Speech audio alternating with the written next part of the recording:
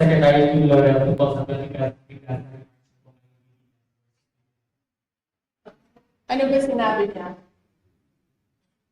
Pwede, anong, saan ang sinabi ni, This is relayed by the OBP media po. Yung makakaisagot daw po kayo regarding sa PA Sec Kim Laurel tungkol sa political activities. Yung po, first media. o anong sinabi niya?